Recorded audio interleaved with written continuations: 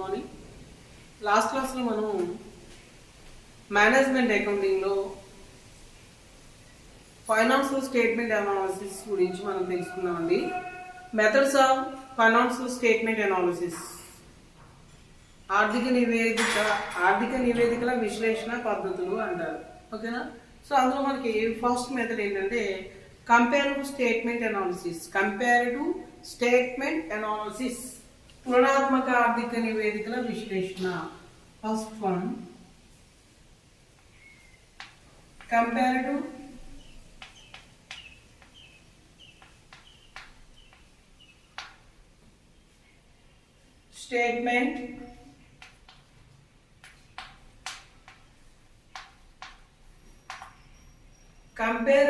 Statement analysis.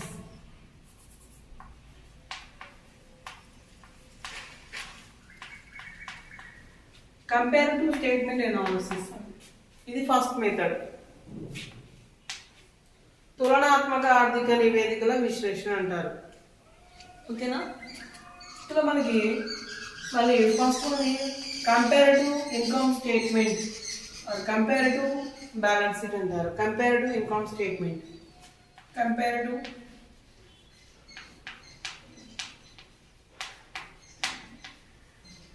Comparative income statement, comparative income statement.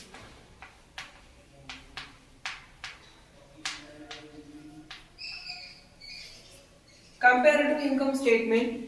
Second one is comparative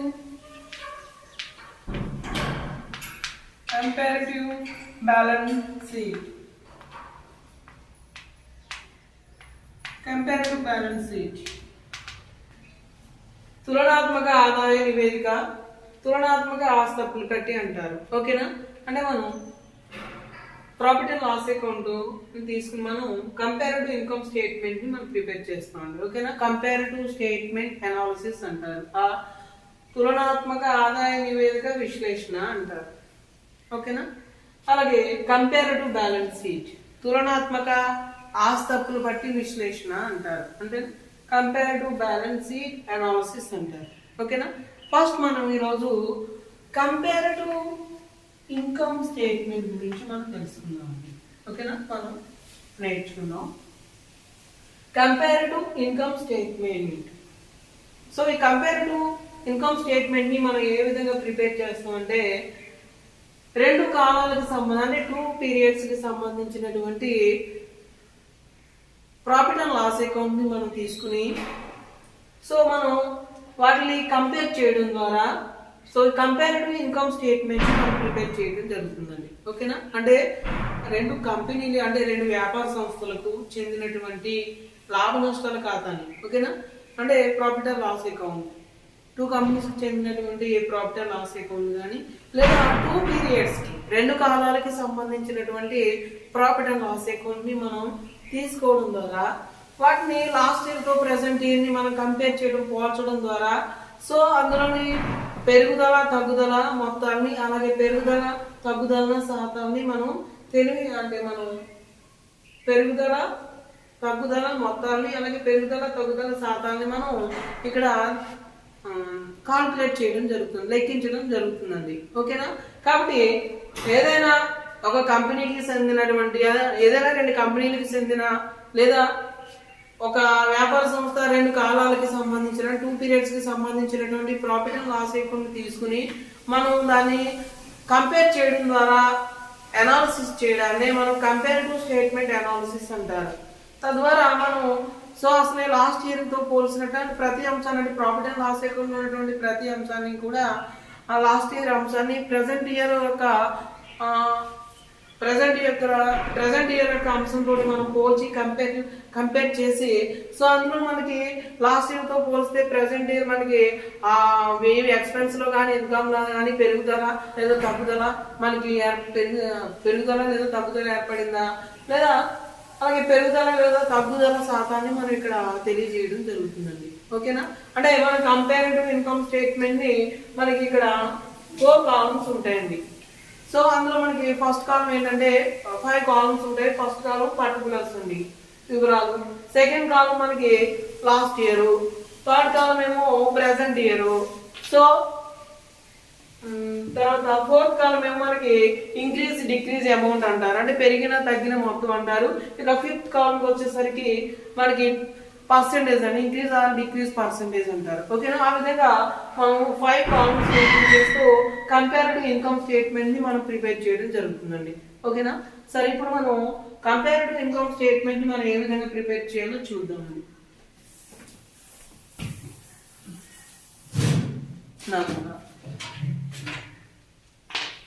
comparative first one is comparative income statement. Comparative income statement. Okay na? గురించి మీరు notes రాసుకుందామా. First మనం comparative income statement మనం ఏ విధంగా prepare చేయాలో మనం నేర్చుకుంటున్నాం. ఇప్పుడు ఇక్కడ నుంచి మీరు నోట్స్ రాసుకోవాలి. Comparative income statement notes prepare చేసుకోవాలి. పర్టికులర్స్ కాలం, అలాగే ఇక్కడ 4 కాలమ్స్ ఉంటాయి, 4 ఈక్వల్ కాలమ్స్.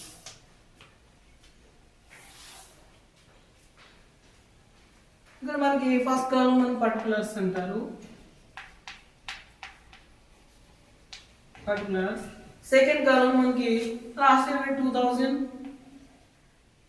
2020 రూపీస్, అలాగే 2021 రూపీస్ అంటారు. ఇది లాస్ట్ ఇయర్ ప్రెసెంట్ ఇయర్ అనుకోండి. సో ఇక్కడ increase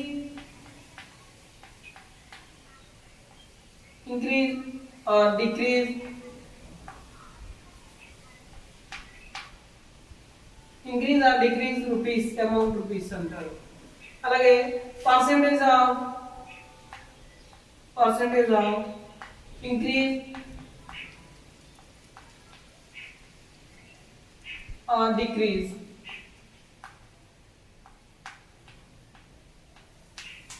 percentage of increase decrease అంటారు. ఓకేనా? కాబట్టి మనం పర్టికులర్స్ లో ఆ ఎక్స్పెన్స్ కానీ ఇన్కమ్ కానీ మనం పర్టికులర్ కాలంలో రాస్తామండి. సెకండ్ కాలంలో లాస్ట్ ఇయర్, అంటే మనకి కంపారిటివ్ ఇన్కమ్ స్టేట్మెంట్ ని మనం ఏ విధంగా ప్రిపేర్ చేస్తామండి, 2 కాలానికి అంటే 2 పీరియడ్స్ కి సంబంధించిన ప్రాఫిట్ ఆర్ లాస్ అకౌంట్ ని మనం తీసుకోవడం ద్వారా, అంటే లాస్ట్ ఇయర్ ని ప్రెసెంట్ ఇయర్ తో మనం కంపేర్ చేయడం ద్వారా, సో అందులో ఉన్నటువంటి మార్పుల్ని మనం ఇక్కడ ఈ 2 కాలమ్స్ లో అంటే మార్పులు మనం మొత్తం రూపంలో ఈ కాలంలో, అలాగే పర్సెంటేజ్ రూపంలో 4 లాస్ట్ కాలంలో మనం చూపించడం జరుగుతుందండి. కాబట్టి సో మన పర్టికులర్స్ కాలంలో మనకి వివరాల వరుసలో సో అది ఎక్స్పెన్స్ ఆఫ్ ఏం అనేది మనం ఇక్కడ ఆర్డర్ లో రాసుకుంటామండి. ఇక్కడేమో లాస్ట్ ఇయర్, ఇక్కడేమో ప్రెసెంట్ ఇయర్, ఇక్కడేమో అందులోని మార్పు, ఇక్కడ మార్పు అంటే లాస్ట్ ఇయర్ కి ప్రెసెంట్ ఇయర్ కి వచ్చినటువంటి మార్పుని మనం థర్డ్ కాలంలో అమౌంట్ రూపంలో తెలియజేస్తాం. ఇక ఫిఫ్త్ కాలంలో పర్సెంటేజ్ అంటే పెరుగుదల తగ్గుదల మొత్తాన్ని పర్సెంటేజ్ రూపంలో మనం చూపించడం జరుగుతుందండి. సో కాబట్టి ఫస్ట్ ఏంటంటే ఇక్కడ మనం నెట్ సేల్స్ తీసుకుంటాం, అంటే ఇన్కమ్ స్టేట్మెంట్ కదండి. నెట్ సేల్స్ సంథింగ్ ఇక్కడ మనకి సమ్ ఆఫ్ అమౌంట్ ఉంటుందండి, నమూనా. సో మీకు నమూనా చెప్తున్నాను, అసలు ఏ కంపారిటివ్ ఇన్కమ్ స్టేట్మెంట్ ఎలా ఉంటుంది అనే దానికి మనకి నమూనా మనం ఇక్కడ రాసుకుంటున్నాం అండి. ఇక్కడ ఇంక్రీజ్ ఆర్ డిక్రీజ్ అమౌంట్ మనం వేస్తామండి, ప్లస్ ఆర్ మైనస్ అంటే ఇంక్రీజ్ ఆర్ డిక్రీజ్ అమౌంట్ ఉందో, అలాగే ఇంక్రీజ్ ఆర్ డిక్రీజ్ పర్సెంటేజ్ వస్తుంది. ఇక్కడ ఇంక్రీజ్ ఆర్ డిక్రీజ్ పర్సెంటేజ్ లో మనం చెప్తాం. అంటే ఫర్ ఎగ్జాంపుల్ చూడండి, ఇది 10,000 ఉందనుకోండి, నెట్ సేల్స్ లాస్ట్ 10,000 అనుకోండి, ప్రెసెంట్ 50,000 అనుకోండి, పెరుగుదల తగ్గుదల మొత్తం ఎంతండి 5,000 వస్తుంది. అంటే లాస్ట్ 10,000 ఇప్పుడేమో 15,000, అంటే 10,000 15,000 తేడా ఎంత పెరిగిందో తగ్గిందండి, పెరిగిందంటే ప్లస్ వాల్యూ 5,000 పెరిగిందండి. దీన్ని సాధారణంలో కడితే మనకి 50% వస్తుందండి. ఓకేనా? 10,000 నుంచి 15,000 పెరిగింది కదా అమ్మ నెట్ సేల్స్. కాబట్టి పెరుగుదల 5,000 అండి. ఎంత శాతం పెరిగిందంటే 50% పెరిగిందండి లాస్ట్ ఇయర్ తో కంపేర్ చేస్తే. ఇలా మనం ప్రతి అంశాన్ని కూడా లాస్ట్ ఇయర్ ని ప్రెసెంట్ ఇయర్ తో పోల్చి ఇవి అంతా పెరిగిందా లేదా తగ్గిందా, లాస్ట్ ఇయర్ తో కంపేర్ చేస్తే పెరిగిందా తగ్గిందా అని మొత్తాన్ని ఇక్కడ మనం వేస్తాము. అలాగే దాన్ని పర్సెంటేజ్ లో ఎంత పర్సెంటేజ్ పెరిగింది లేదా ఎంత పర్సెంటేజ్ తగ్గింది అనే దాన్ని మనం ఈ కాలంలో చూపించడం జరుగుతుందండి. ఓకేనా. కాబట్టి నెట్ సేల్స్ తీసుకుని నెట్ సేల్స్ నుంచి మనం less cost of goods sold తీసేయాలండి. అమ్మిన వస్తువులు ఏమంటారు, cost of goods sold. Cost of goods sold మనం తీసేయాలండి. కాస్ట్ ఆఫ్ గూడ్స్ సోల్డ్ మనం తీసేసినట్లయితే ఇక్కడ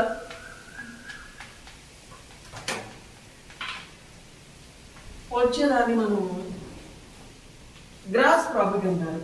gross profit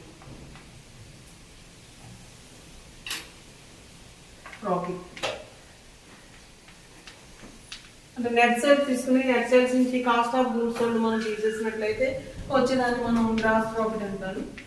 so gross profit మనం తీసుకోవాలి.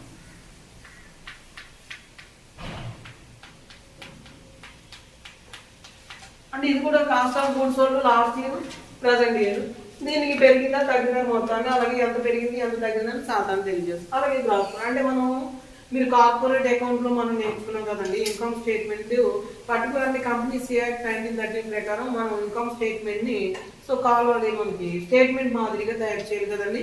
అక్కడ మనం ఆల్రెడీ ఇన్కమ్ స్టేట్మెంట్ ఎలా ప్రిపేర్ చేయాలని నేర్చుకున్నామండి. అదే ప్రొసీజర్ అండి ఇక్కడ కూడా. కాబట్టి నెట్ సేల్స్ తీసుకుని నెట్ సేల్స్ నుంచి కాస్ట్ ఆఫ్ గూడ్స్ సోల్డ్ తీసేసినట్లయితే వచ్చేదాన్ని గ్రాస్ ప్రాఫిట్ అంటారండి. గ్రాస్ ప్రాఫిట్ నుంచి మనం నెక్స్ట్ ఏం తీసేయాలంటే operating expenses తీసేయాలండి. Operating expenses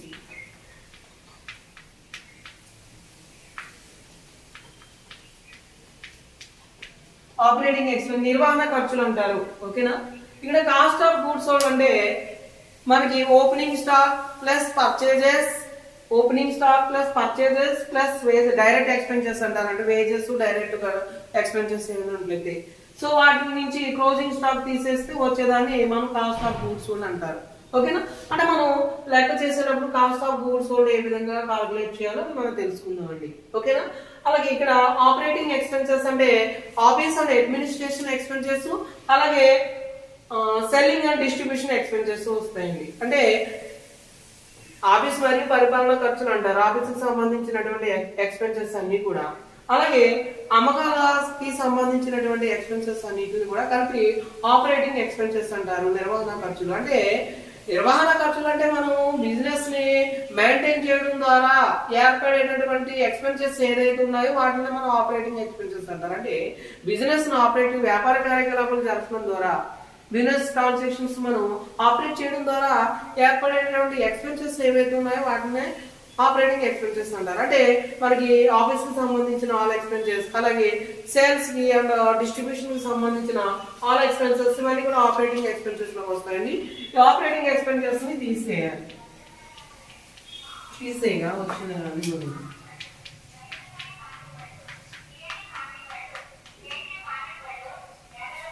next step లో మనం ఆపరేటింగ్ ఎక్స్పెన్సెస్ తీసేయాలి.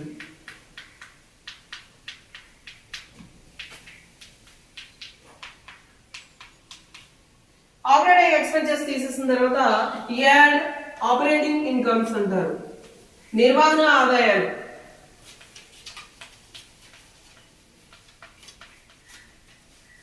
ఆపరేటింగ్ ఇన్కమ్స్ అంటే మనకి ఆపరేటింగ్ ఇన్కమ్స్ అంటే ఏమొస్తాయంటే వచ్చిన డిస్కౌంట్, వచ్చిన కమిషన్, ఇవి మనకి వ్యాపారాన్ని మనం ఆపరేట్ అంటే బిజినెస్ ట్రాన్సాక్షన్స్ ని మనం ఆపరేట్ చేయడం ద్వారా వ్యాపార కార్యకలాపాలు నిర్వహించడం ద్వారా వచ్చేటటువంటి ఆదాయాలండి. వాటిని మనం ఆపరేటింగ్ ఇన్కమ్స్ అంటారు. ఓకేనా. అంటే మనం బిజినెస్ ను ఆపరేట్ చేయడం ద్వారా మనకు వచ్చేటటువంటి ఇన్కమ్స్ అంటే సేల్స్ కాకుండా అదర్ ఇన్కమ్స్, మళ్ళీ అదర్ ఇన్కమ్స్ ని అంటే సేల్స్ కాకుండా వచ్చేటటువంటి ఇన్కమ్స్ మనం అదర్ ఇన్కమ్స్ అంటారు. ఇందులో మళ్ళీ operating incomes, non operating incomes ఉంటాయండి. ఆపరేటింగ్ అంటే వ్యాపారాన్ని మనం నిర్వహించడం ద్వారా అంటే వ్యాపారాన్ని ఆపరేట్ చేయడం ద్వారా మనకి బిజినెస్ ఆపరేట్ చేయడం ద్వారా ఏర్పడేటటువంటి వచ్చేటటువంటి ఇన్కమ్స్ ఏవైతే ఉన్నాయో వాటిని ఆపరేటింగ్ ఇన్కమ్స్ అంటారు. అంటే for example received discount, received commission, ఇవి మనకి ఆపరేటింగ్ ఇన్కమ్స్ అంటారండి. సో కాబట్టి వీటిని ఏమైనా ఉన్నట్లయితే యాడ్ చేయాలండి. ఆపరేటింగ్ ఇన్కమ్స్ ఏమైనా ఉన్నట్లయితే యాడ్ చేయాలి. యాడ్ చేయగా వచ్చేదాన్ని ఏమంటారంటే మనం ఆపరేటింగ్ ప్రాఫిట్ అంటారు, నిర్వహణ లాభం. ఆపరేటింగ్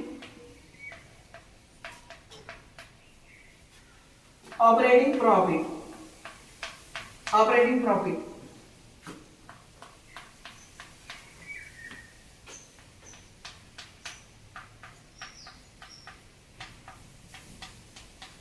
ఆపరేటింగ్ ప్రాఫిట్ అంటారు. ఓకేనా. మళ్ళీ ఆపరేటింగ్ ప్రాఫిట్ నుంచి లెస్ నాన్ ఆపరేటింగ్ ఎక్స్పెన్సెస్ అంటారు. Less non operating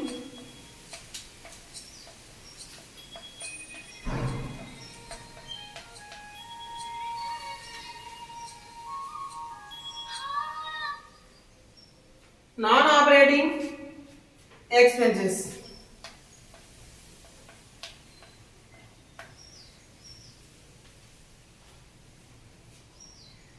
Non-operating expenses. Less non-operating expenses.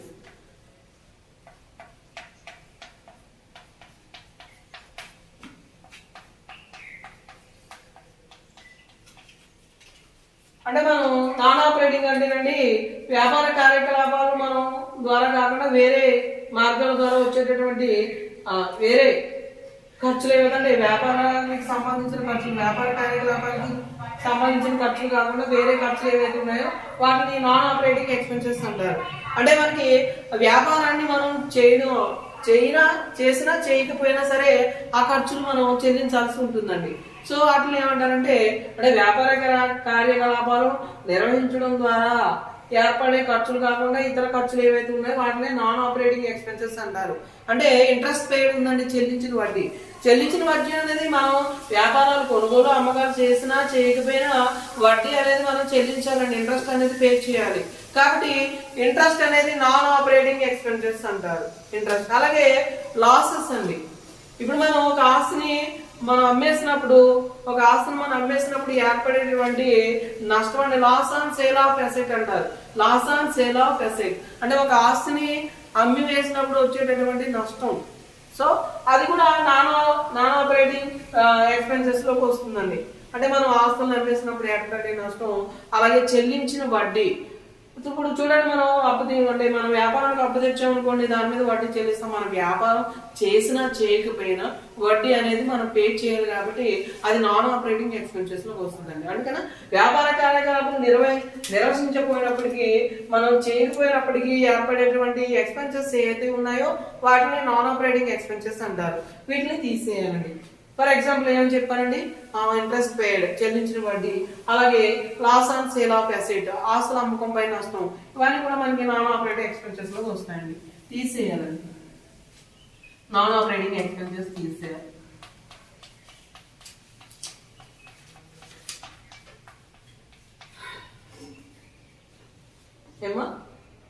మీరు నోట్స్ రాసుకోండి. ఫైనాన్షియల్ స్టేట్మెంట్ అనాలిసిస్ అని హెడ్డింగ్ పెట్టుకుని, మీకు లాస్ట్ క్లాస్ లో పెట్టాను కదండి, ఫైనాన్షియల్ స్టేట్మెంట్ అనాలిసిస్ అని హెడ్డింగ్ పెట్టుకుని ఫస్ట్ రామ్ నెంబర్ 1 ఏంటంటే కంపారిటివ్ స్టేట్మెంట్ అనాలిసిస్. అందులో మనకి కంపారిటివ్ ఇన్కమ్ స్టేట్మెంట్ అని హెడ్డింగ్ పెట్టుకుని ఈ ప్రోఫార్మా మీరు రాసుకోండి. ఫస్ట్ ప్రోఫార్మా రాసుకోండి. ఇంటి వరకు నేను మళ్ళీ అరెస్ట్ చేసి పైన కంటిన్యూషన్ ఇంకా అవ్వలేదండి, ఇంకా ఉంది మనకి స్టేట్మెంట్. సో కాబట్టి నేను పైన రాస్తాను, మళ్ళీ కంటిన్యూషన్ పైన నుంచి రాస్తానండి. మీరు ఇది నోట్స్ ప్రిపేర్ చేసుకోండి.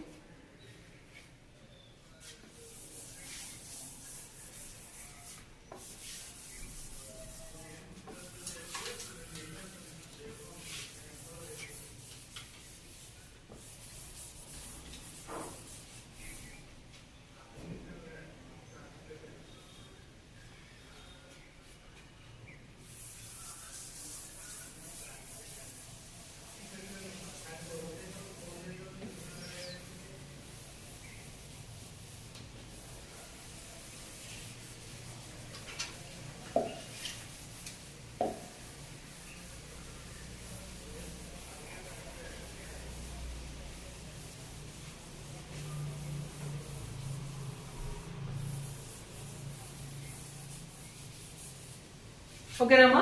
సరే కంటిన్యూషన్ చూడండి. లెస్ నాన్ ఆపరేటింగ్ ఎక్స్పెన్సెస్ తీసేసిన తర్వాత యాడ్ నాన్ ఆపరేటింగ్ ఇన్కమ్స్ అంటారు. Add non operating incomes.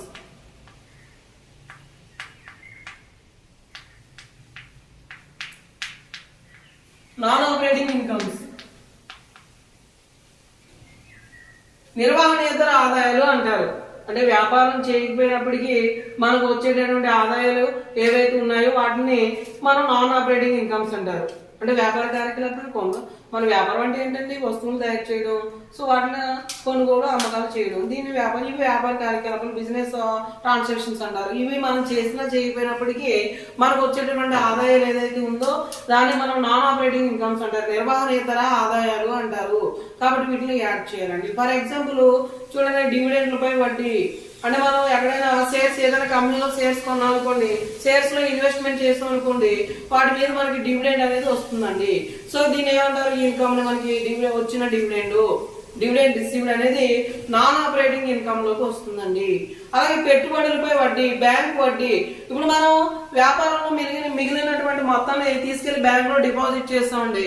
Deposit చేసినప్పుడు మనకి బ్యాంక్ డిపాజిట్ మీద మనకి వడ్డీ వస్తుందండి, ఇంట్రెస్ట్ అనేది మనకు వస్తుంది. కాబట్టి బ్యాంక్ వడ్డీ అనేది మనకి నాన్ ఆపరేటింగ్ ఇన్కమ్ అంటే వ్యాపారం చేసినప్పటికీ చేయకపోయినప్పటికీ మనకి వడ్డీ ఇంట్రెస్ట్ అనేది మనం బ్యాంక్ లో డిపాజిట్ చేస్తామని కాబట్టి ఆ ఇన్కమ్ మనకు వచ్చేస్తుందండి. అంటే వ్యాపార కార్యకలాపాలతో నిమిత్తం లేదండి, ఆ బిజినెస్ ట్రాన్సాక్షన్ తో మనకి ఏమి సంబంధం లేదు. ఓకేనా? అంటే మన బిజినెస్ ను ఆపరేట్ చేయకపోయినా వచ్చేటటువంటి ఇన్కమ్ అండి. అలాగే పెట్టుబడులపై వడ్డీ, మనం మన దగ్గర ఉన్నటువంటి బ్యాలెన్స్ ని అంటే మొత్తాన్ని మిగిలి ఉన్నటువంటి మొత్తాన్ని మనం వేరే కంపెనీలో ఇన్వెస్ట్ చేస్తాం అనుకోండి, దాని మీద మనకి కూడా ఇంట్రెస్ట్ వస్తుందండి. సో అది కూడా నాన్ ఆపరేటింగ్ ఇన్కమ్. ఇలా పెట్టుబడులపై interest on investment, interest on bank deposits, అలాగే డివిడెండ్ రిసీవ్డ్, వచ్చిన డివిడెండ్, ఇవన్నీ కూడా నాన్ ఆపరేటింగ్ ఇన్కమ్స్ లోకి వస్తాయండి. ఓకేనా? కాబట్టి ఈ నాన్ ఆపరేటింగ్ ఇన్కమ్స్ ని యాడ్ చేయాలి.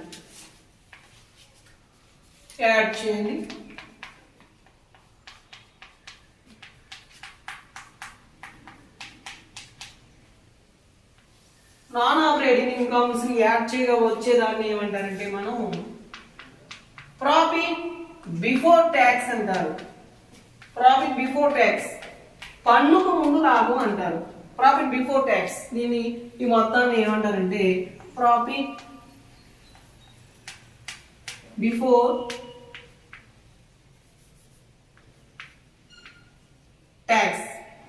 ప్రాఫిట్ బిఫోర్ ట్యాక్స్, పీబీటీ అంటారు. పీబీటీ అంటే ప్రాఫిట్ బిఫోర్ ట్యాక్స్, పన్నుకు ముందు లాభం అంటారండి. నెక్స్ట్ ఏం చేయాలంటే దీని నుంచి మనం లెస్ ట్యాక్స్ ఎక్స్పెన్సెస్, పన్నులు తీసేయాలి. అదైతే income tax. Tax expenses, tax expenses or provision for tax అంటారు, లేదా for or provision for tax. ఇదైనా ఒకటేనండి. Provision for tax, tax expenses or provision for tax తీసేయాలి. ట్యాక్స్ ఎక్స్పెన్సెస్ తీసేయాలి.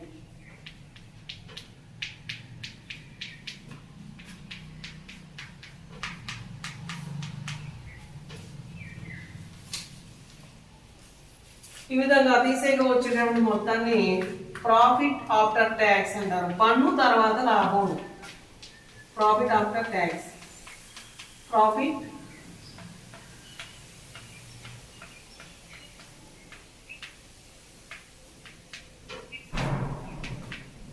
ఆఫ్టర్ ట్యాక్స్, పిఏటి అంటారు. PAT, profit after tax. ఇదండి. ఈ విధంగా మనం కంపేరిటివ్ ఇన్కమ్ స్టేట్మెంట్ ని మనం ప్రిపేర్ చేయడం ద్వారా సో మనం ఈ ఫైనాన్స్ అనేది ఇన్కమ్ స్టేట్మెంట్ లో అంటే వ్యాపార సంస్థ యొక్క రిజల్ట్, వ్యాపార ఫలితాలు లాస్ట్ ఇయర్ తో పోలిస్తే ఈ సంవత్సరం పెరిగినా తగ్గిన అనే దాన్ని మనం కంపేరిటివ్ ఇన్కమ్ స్టేట్మెంట్ అనాలిసిస్ ద్వారా మనం తెలియజేయడం జరుగుతుందండి, చెప్పడం జరుగుతుంది. అంటే చూడండి, మనకి నెట్ సేల్స్ తీసుకున్నాం అనుకోండి, లాస్ట్ ఇయర్ నెట్ సేల్స్ ఎంత ఉన్నాయి, ఇప్పుడు మనకి ప్రెసెంట్ ఇయర్ నెట్ సేల్స్ ఎంత ఉన్నాయి. అయితే నెట్ సేల్స్ ఆధారంగా cost of goods sold, net sales మనం కాస్ట్ ఆఫ్ గూడ్స్ సోల్డ్ తోటి కంపేర్ చేసినట్లయితే ఇప్పుడు net sales last year net sales కి last year cost cost of goods sold కి మధ్య తీసేకి వచ్చేదాన్ని గ్రాస్ ప్రాఫిట్ అంటారు. అంటే కాస్ట్ ఆఫ్ గూడ్స్ సోల్డ్ లో పెరుగుదల ఎక్కువగా ఉందనుకోండి, గ్రాస్ ప్రాఫిట్ తగ్గిపోతుంది. అంటే అమ్మకాలు పెరిగినప్పటికీ కాస్ట్ ఆఫ్ గూడ్స్ సోల్డ్ అనేది పెరిగింది అనుకోండి, ప్రాఫిట్ అంటే గ్రాస్ ప్రాఫిట్ లో ఏ విధమైన చేంజ్ ఉండదండి. ఓకేనా? అంటే నెట్ సేల్స్ నుంచి మన కాస్ట్ ఆఫ్ గూడ్స్ సోల్డ్ మనం చూడండి, ఫస్ట్ స్టెప్ నెట్ సేల్స్ తీసుకున్నాం. నెట్ సేల్స్ నుంచి ఏం తీసేస్తామంటే less cost of goods sold తీసేస్తాం. కాస్ట్ ఆఫ్ గూడ్స్ సోల్డ్ తీసేయగా మనకి లెస్ చేయగా వచ్చేదాన్ని మనం ఏమంటారు, గ్రాస్ ప్రాఫిట్ అంటారు. అయితే గ్రాస్ ప్రాఫిట్ లాస్ట్ ఇయర్ కంటే పెరిగిందా తగ్గిందా అనేది దేని మీద ఆధారపడి ఉంటుందంటే, నెట్ సేల్స్ పెరిగినంత మాత్రాన గ్రాస్ ప్రాఫిట్ పెరగదండి. ఎందుకంటే కాస్ట్ ఆఫ్ గూడ్స్ సోల్డ్ అనేది కాంట్రాక్ట్ పెరగకుండా ఉండాలండి. ఇప్పుడు లాస్ట్ ఇయర్ తో పోలిస్తే కంపేర్ చేస్తే ప్రెసెంట్ ఇయర్ నెట్ సేల్స్ పెరిగినాయండి, కానీ కాస్ట్ ఆఫ్ గూడ్స్ సోల్డ్ పెరిగిందండి. సో తద్వారా మనకి గ్రాస్ ప్రాఫిట్ లో ఏ విధమైన చేంజ్ ఉండదండి.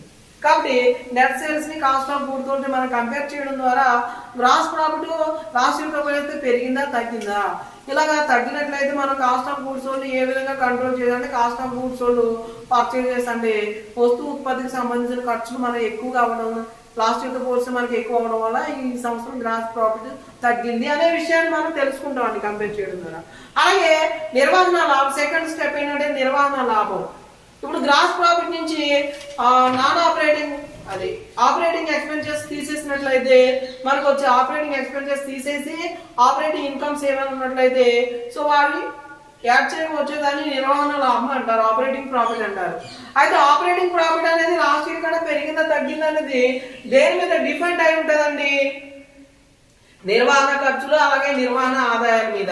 అంటే ఆపరేటింగ్ ఎక్స్పెన్సెస్ ఆపరేటింగ్ ఇన్కమ్స్ మీద బేస్ అయి ఉంటుందండి. ఓకేనా? అంటే ఇప్పుడు చూడండి, ఆపరేటింగ్ లాస్ట్ ఇయర్ తో పోల్సి మనకి ఆపరేటింగ్ ఎక్స్పెన్సెస్ తక్కువగా ఉన్నాయనుకోండి, అప్పుడు మనకి గ్రాస్ ప్రాఫిట్ అనేది అంటే సేల్స్ పెరిగితే ద్వారా గ్రాస్ ప్రాఫిట్ పెరుగుతుంది. గ్రాస్ ప్రాఫిట్ పెరిగింది కాబట్టి ఆపరేటింగ్ ప్రాఫిట్ కూడా పెరగాలంటే నిర్వహణ ఖర్చులు కూడా లాస్ట్ ఇయర్ తో పోల్చి ఇప్పుడు కూడా మనకి తక్కువగా ఉండాలండి. అలా కాకుండా నిర్వహణ ఖర్చులు కూడా మనకి పెరిగినాయి అనుకోండి, పెరిగితే ఏమవుతుందండి, గ్రాస్ ప్రాఫిట్ కూడా మనకి నిర్వహణ లాభం అనేది కూడా తగ్గుతుంది. ఓకేనా? అంటే ఆపరేటింగ్ ఎక్స్పెన్సెస్ ఆపరేటింగ్ ఇన్కమ్స్ మనకి ఆపరేటింగ్ ఎక్స్పెన్సెస్ అనేవి పెరగకూడదండి, అలాగే ఆపరేటింగ్ ఇన్కమ్స్ అనేవి మనకి పెరగాలి. అలా పెరగడం ద్వారా మనకి ఆపరేటింగ్ ప్రాఫిట్ అనేది పెరుగుతుందండి. అలా కాకుండా ఆపరేటింగ్ ఎక్స్పెన్సెస్ మనకి పెరిగినాయి అనుకోండి, అలాగే ఆపరేటింగ్ ఇన్కమ్స్ అనేవి మనకి తగ్గినాయి అనుకోండి, అప్పుడు ఏమవుతుందండి, నిర్వహణ లాభం తగ్గుతుంది. ఇలా మనం ఆపరేటింగ్ ప్రాఫిట్ ని operating expenses and operating incomes ను బేస్ చేసుకుని మనం అనాలిసిస్ చేయడం జరుగుతుందండి. అంటే ఆపరేటింగ్ ఎక్స్పెన్సెస్ పెరిగిపోవడం వల్ల మనకి నిర్వహణ లాభం తగ్గింది, లేదా ఆపరేటింగ్ ఇన్కమ్స్ మనకి తగ్గడం ద్వారా నిర్వహణ లాభం తగ్గింది అనే దాన్ని మనం పోల్చి కంపేర్ చేసి మనం చెప్పడం జరుగుతుందండి. ఓకేనా? ఇక పన్ను తర్వాత లాభం మనకు వచ్చేది ప్రాపర్టీ ఆఫ్టర్ ట్యాక్స్ అనేది దేని మీద ఆధారపడి ఉంటుందంటే నాన్ ఆపరేటింగ్ ఎక్స్పెన్సెస్ అలాగే నాన్ ఆపరేటింగ్ ఇన్కమ్స్ ని బేస్ చేసుకుని మనకి నెట్ ప్రాఫిట్ అనేది ప్రాఫిట్ ఆఫ్టర్ ట్యాక్స్ అనేది మనకి పెరిగిందా తగ్గిందా అనే దాన్ని మనం అనాలిసిస్ చేయడం జరుగుతుందండి. ఓకేనా? ఇలా స్టేట్మెంట్ ఇన్కమ్ స్టేట్మెంట్ ని మనం లాస్ట్ ఇయర్ ఇన్కమ్ స్టేట్మెంట్ తో కంపేర్ చేయడం ద్వారా ప్రెసెంట్ ఇయర్ మనకి వచ్చినటువంటి మార్పుల్ని అంటే నెట్ సేల్స్ లో కానీ గ్రాస్ ప్రాఫిట్ లో కానీ ఆపరేటింగ్ ప్రాఫిట్ లో కానీ లేదా నెట్ ప్రాఫిట్ లో కానీ వచ్చినటువంటి చేంజెస్ ని మనం అనాలిసిస్ చేయడం ద్వారా సో ఎక్కడ మనకి ఎక్స్పెన్సెస్ ఇంక్రీజ్ అవుతున్నాయి కాబట్టి వాటిని ఏ విధంగా మనం కంట్రోల్ చేసుకోవాలి, దానికి సంబంధించినటువంటి డెసిషన్స్ తీసుకోవడానికి మేనేజ్మెంట్ కి మనం ఖచ్చితమైన సమాచారాన్ని అవసరమైన సమాచారాన్ని ఈ స్టేట్మెంట్ ద్వారా మనం ఇవ్వడం జరుగుతుందండి. ఓకేనా? కాబట్టి నెక్స్ట్ క్లాస్ లో ఇదమ్మా ఇది మీరు పేర్ చేసుకోండి. ఇది ఇన్కమ్ స్టేట్మెంట్ నమూనా, ఇది మీరు నోట్ చేసుకున్నట్లయితే నెక్స్ట్ క్లాస్ లో దీనికి సంబంధించి సమ్ మీకు నేను గ్రూప్ లో పెట్టేస్తానండి. సమ్ ప్రిపేర్ చేసి గ్రూప్ లో పెడతాను, దాని సొల్యూషన్ నేను బోర్డు మీద చెప్తానండి నెక్స్ట్ క్లాస్ లో. ఓకేనమ్మా? కాబట్టి ఇది నోట్స్ రాసుకోండి.